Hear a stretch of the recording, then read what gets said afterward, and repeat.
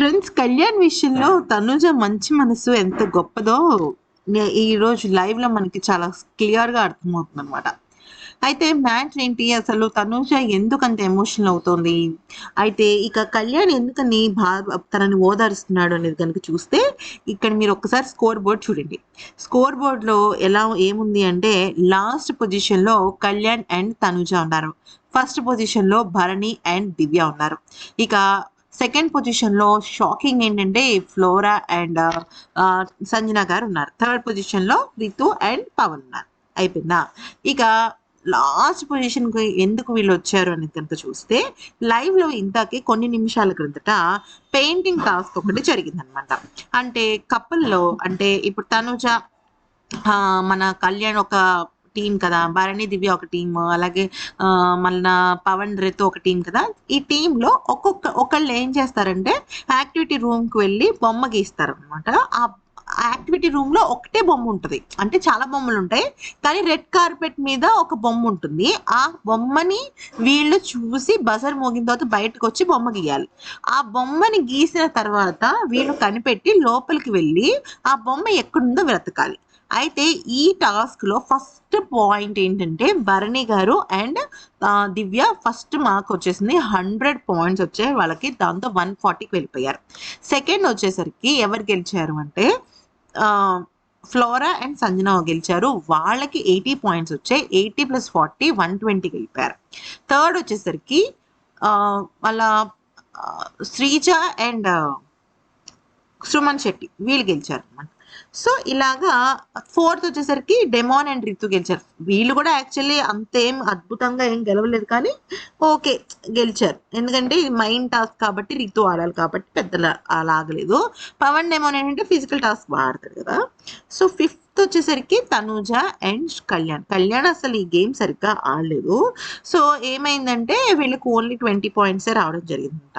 100, 80, 60, 40, 20. Okay. అయితే ఇంకా actually Tanuja ఎందుకంటే బాధపడింది, తనకి టాస్క్లో చాలా విషయాల్లో తను డిస్క్వాలిఫై అయింది. ఫస్ట్ మీరు టాస్క్ చూడండి, ఇమ్యూనిటీ వచ్చే టాస్క్లో, అదే కెప్టెన్సీ టాస్క్లో డిస్క్వాలిఫై అయిపోయింది. ఇమాన్యుల్ అండ్ ఇంకొక అబ్బాయి ఎవరు, అండ్ కళ్యాణ్ ఇమాన్యుల్ ఇద్దరు కలిసి ఒక టీమ్ గా ఆడారు. Red team, green team. దానిలో గ్రీన్ టీమ్ రెడ్ టీమ్ కదా ఉంది కదా, దానిలో ఇంకొక ఇద్దరికి కెప్టెన్సీ టాస్క్ ఆడిపిస్తే, కెప్టెన్సీ కంటెండర్ టాస్క్, దానిలో తనుజ డిస్క్వాలిఫై అయింది. ఆ తర్వాత మొన్నటి టాస్క్ ఒకటేమో రద్దు అయిపోయింది. ఏది, ఇసుక టాస్క్ రద్దు అయిపోయింది.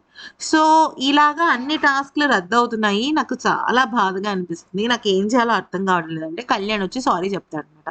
అయితే అప్పుడు తనుజ అంటుంది, నువ్వు సారీ చెప్పకు, నాకే బ్యాడ్ టైం స్టార్ట్ అయింది, నాకు అసలు అర్థం కావట్లేదు నేను ఏం చేయాలో అని చెప్పేసి అంటుంది అనమాట. అంటే మ్యాటర్ ఏంటంటే, ఈ టాస్క్ అనేది కొంచెం సింపుల్ టాస్క్, అంటే కష్టమైన టాస్క్ కానీ తర్వాత గెలిచే అవకాశాలు ఉన్నాయి. కళ్యాణ్ ఏంటంటే అక్కడ తను నీట్ గా గీస్తుంది, తనుజ నీట్ గా గీస్తుంది, అంతా బాగానే ఉంటుంది. కానీ కళ్యాణ్ అక్కడ ఎతికి పట్టుకోవడంలో కరెక్ట్ గా చేయలేకపోతున్నాడు. యాక్చువల్లీ ఈ టాస్క్ లో ఇద్దరిలో కళ్యాణే కొంచెం అంత గొప్పగా ఆడలేదు అనమాట. సంజన, ఫ్లోరా, భరణి, దివ్య ఇద్దరు బాగా, ఈ రెండు టీమ్స్ సూపర్ గా ఆడారు. ఫ్రాంక్లీ స్పీకింగ్ అసలు ఈ మొత్తం ఈ సిరీస్ ఆఫ్ టాస్క్ లో ఫ్లోరా అండ్ సంజన బాగా ఆడారు అనమాట. సో ఏడుస్తుంటే భరణి వచ్చి ఓదార్చంగానే కొంచెం కూల్ అయింది అనమాట తనుజ. ఏం లేదు, బాగానే ఉన్నాను. కాకపోతే ఏంటంటే తన మనసులో భావన ఏంటంటే ఏదో ఒక టాస్క్ లో గెలవాలి కదా అనేసి. అంటే ఇప్పుడు ఏమైందంటే, డిమాన్, పవన్ అండ్ రీతు వచ్చే టాస్క్ ఉంటుంది కదా, ఆ టాస్క్ లో ఇరగ తీసేస్తారు. నెంబర్ 1 అనమాట, వాళ్ళే ఫస్ట్ గెలిచారు. ఏది, ఆ ఇసుక ఫస్ట్ మనకి ప్రోమో వచ్చింది గుర్తుందా, ఆ ప్రోమో టాస్క్ లో వాళ్ళే ఫస్ట్ గెలిచారు అనమాట. సో వాళ్ళకి 100 పాయింట్స్ వచ్చేసాయి. సో వాళ్ళు థర్డ్ నుంచి వాళ్ళు సెకండ్కి వచ్చేసారు. యాక్చువల్లీ భరణి వాళ్ళేమో థర్డ్ ఎలిమినేట్ అయిపోయారు. సో వాళ్ళకి కూడా పాయింట్ తక్కువ వచ్చాయి. కానీ మ్యాటర్ ఏంటంటే వాళ్ళే ఫస్ట్ పొజిషన్ లో ఉన్నారు. ఇక తనుజ వాళ్ళు 5th పొజిషన్ కాబట్టి మేబీ ఎలిమినేట్ అయ్యే ఛాన్సెస్ ఎక్కువ ఉన్నాయి అనమాట.